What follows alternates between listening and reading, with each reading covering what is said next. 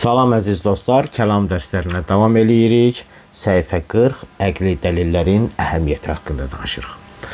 Güman oluna bilər ki, Allahı tanımaq fitri olduğu üçün əqli dəlillər lüzumsuzdur. Bəziləri güman eləyərlər ki, biz fitri dəlillərdən danışanda dedik ki, Allahı tanımaq fitri dəlillərlə sübut olunur, bu barədə danışdıq. Əgər bu fitrətdə varsa, bu əqli dəlillər nə ehtiyac var?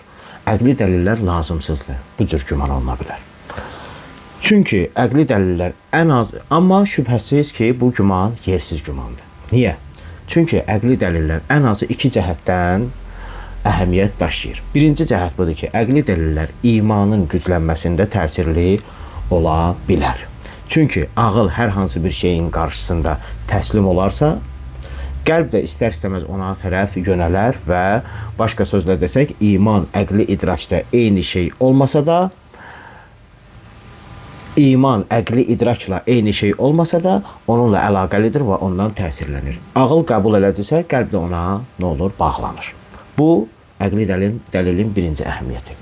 İkinci əhəmiyyəti bundan ibarətdir ki, dini etiqad xüsusilə emosiyalara əsaslanarsa, şübhələrlə qarşılaşdıqda çaşqınlığa düçar ola bilər.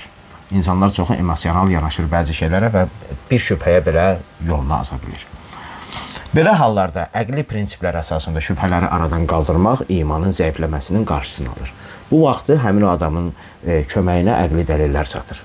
Niyə? Çünki o emosiya ilə yanaşmışdır, amma ağlına işə salsa, yenidən o şübhəsini aradan qalxa bilər. Əqli dəlilin bu iki dənə əhəmiyyəti çox mühüm və vacibdir. Əqli dəlillərin əhəmiyyətini qeyd etdikdən sonra onların araşdırılmasını lazım bilirik. Bu barədə danışacağıq. Bu əqli dəlillərin dəlillərini, sübutlarını, müqəddimələrini danışacağıq. Kəlam alimləri və İslam filosofları bu sahədə müxtəlif dəlillər qeyd ediblər.